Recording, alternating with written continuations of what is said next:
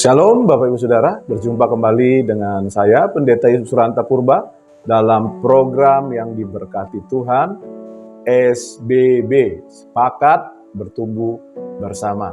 Hari ini kita masuk ke dalam episode ke-59. Kita akan membahas Mazmur 55 ayat 1 sampai dengan ayat 24. Agak panjang pembacaan kita hari ini. Saya akan bacakan bagi kita. Untuk pemimpin biduan dengan permainan kecapi, nyanyian pengajaran Daud. Berilah telinga, ya Allah, kepada doaku. Janganlah bersembunyi terhadap permohonanku. Perhatikanlah aku dan jawablah aku. Aku mengembara dan menangis karena cemas, karena teriakan musuh, karena aniaya orang fasik. Sebab mereka menimpakan kemalangan kepadaku, dan dengan geramnya mereka memusuhi aku. Hatiku gelisah, kengerian maut telah menimpa aku. Aku dirundung takut dan gentar, perasaan seram meliputi aku. Pikirku, sekiranya aku diberi sayap seperti merpati, aku akan terbang dan mencari tempat yang tenang. Bahkan aku akan lari jauh-jauh dan bermalam di padang gurun. Aku akan segera mencari tempat perlindungan terhadap angin ribut dan badai. Bingungkanlah mereka, kacaukanlah percakapan mereka ya Tuhan, sebab aku melihat kekerasan dan perbantahan dalam kota. Siang malam mereka mengelilingi kota itu di atas tembok-temboknya, dan di dalamnya ada kemalangan dan bencana. Penghancuran ada di tengah-tengahnya, di tanah lapangnya tidak habis-habisnya ada penindasan dan tipu. Kalau musuhku yang mencela aku masih dapat menanggungnya. Kalau pembenciku yang membesarkan diri terhadap aku masih dapat menyembunyikan diri terhadap dia. Tetapi engkau orang yang dekat dengan aku, temanku dan orang kepercayaanku. Kami yang bersama-sama bergaul dengan baik dan masuk rumah Allah di tengah-tengah keramaian. Biarlah maut menyergap mereka. Biarlah mereka turun hidup-hidup ke dalam dunia orang mati, sebab kejahatan ada di kediaman mereka, ya dalam batin mereka. Tetapi aku berseru kepada Allah, dan Tuhan akan menyelamatkan aku. Di waktu petang, pagi dan tengah hari, aku cemas dan menangis, dan Ia mendengar suaraku. Ia membebaskan aku dengan aman dari serangan terhadap aku, sebab berduyun-duyun mereka melawan aku. Allah akan mendengar dan merendahkan mereka, Dia yang bersemayam sejak purbakala. Karena mereka tidak berubah dan mereka tidak takut akan Allah.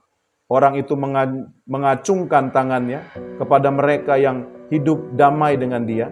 Janjinya dilanggarnya, mulutnya lebih licin dari mentega, tetapi ia berniat menyerang. Perkataannya lebih lembut dari minyak, tetapi suaranya adalah pedang terhunus. Serahkanlah khawatirmu kepada Tuhan, maka Ia akan memelihara engkau. Tidak untuk selama-lamanya dibiarkannya orang benar itu goyah, tetapi engkau, ya Allah, akan menjerumuskan mereka ke lubang sumur yang dalam. Orang penumpah darah dan penipu tidak akan mencapai setengah umurnya, tetapi aku ini percaya kepadamu. Bapak Ibu Saudara, tema firman Tuhan dari Mazmur 55 ini adalah semakin tekun berseru kepada Tuhan. Mazmur 55 ini mencatat tulisan-tulisan Daud, dan Daud mengawali Mazmur ini dengan ratapan yang sangat emosional. Ia berkata, ia mengembara, ia menangis, ia cemas, ia gelisah, ia mengalami kengerian, ketakutan, ia gentar, dan ia merasa seram. Kalau di dalam ayat 3-6 kita baca tadi. Keadaan jiwa yang muncul ketika mengalami ancaman memotivasi seseorang untuk menyelamatkan diri.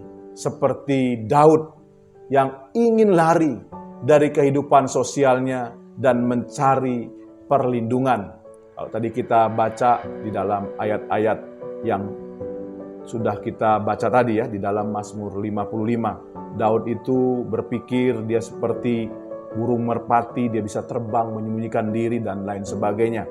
Nah, apa sebenarnya yang dialami oleh Daud? Daud mengalami serangan fisik di dalam ayat keempat. Dan juga Daud mengalami serangan psikis yang disebabkan karena hinaan maupun fitnahan. Nah, semua itu datang bukan dari musuh Daud ya. Ini dicatat oleh Daud. Hal ini datang justru dari orang yang sangat dekat dengan Daud, baik secara sosial maupun secara rohani. Nah, hal ini merupakan pukulan yang sangat telak bagi jiwanya Daud. Biasanya serangan yang datang dari kawan-kawan dekat lebih mengerikan ya, lebih mematikan. Sebab mereka tahu kelemahan dari Daud. Karena itu tidak heran Bapak Ibu Saudara ya. Daud berdoa, dia memohon dengan sangat kepada Tuhan. Dia seperti mendesak dan memaksa Allah untuk segera menolong dia. Bapak Ibu Saudara, apa tindakan Daud untuk mengatasi persoalan-persoalan yang dia hadapi? Larut dalam frustasi? Tentu tidak. Ya. Meskipun Daud terus-menerus dikhianati, siang malam ia melihat kekerasan dan perbantahan, kemalangan dan bencana, penghancuran dan penindasan yang dilakukan oleh orang-orang yang mengkhianati dia. Catat ini Bapak Ibu Saudara, Daud tidak membalasnya. Ayat 10 sampai ayat 12. Tetapi yang Daud lakukan adalah ia semakin tekun berseru kepada Tuhan. Dan dicatat oleh ayat 18, Daud melakukan itu pada waktu petang, pada waktu pagi, pada waktu tengah hari. Artinya Daud melakukannya secara terus-menerus, Bapak Ibu Saudara. Dan apalagi yang dilakukan oleh Daud? Selain dia semakin berseru dengan tekun kepada Tuhan, dia menasihati umat untuk menyerahkan khawatirnya kepada Tuhan. Kalau kita lihat di dalam ayat 23. Ini bentuk langkah iman dari Daud. Dia percaya dia akan mengalami kemenangan atas persoalannya, atas pertolongan Tuhan. Dan akhirnya kita melihat dalam Mazmur 55 ini, Daud menutup pernyataannya dengan kalimat, "Tetapi aku ini percaya kepadamu." Ayat 24 bagian C. Nah, Bapak Ibu Saudara, pelajaran apa yang kita petik dari Mazmur 55 ini? Pelajarannya adalah betapapun beratnya persoalan kita, janganlah berhenti berseru kepada Tuhan. Pertolongan Tuhan pasti akan datang. Bapak Ibu Saudara, jadikan persoalan sebagai dorongan, motivasi untuk kita berseru kepada Tuhan. Jadikan persoalan untuk kita semakin tekun berseru kepada Tuhan. Seperti Daud, dia berseru tanpa putus. Dia berseru dikatakan pada waktu petang, pada waktu pagi, pada waktu tengah hari. Dan saya percaya kita akan mengalami kebaikan dan pertolongan Tuhan.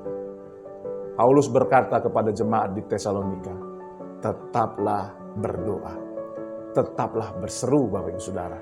Dan kita akan melihat kebaikan dan pertolongan Tuhan.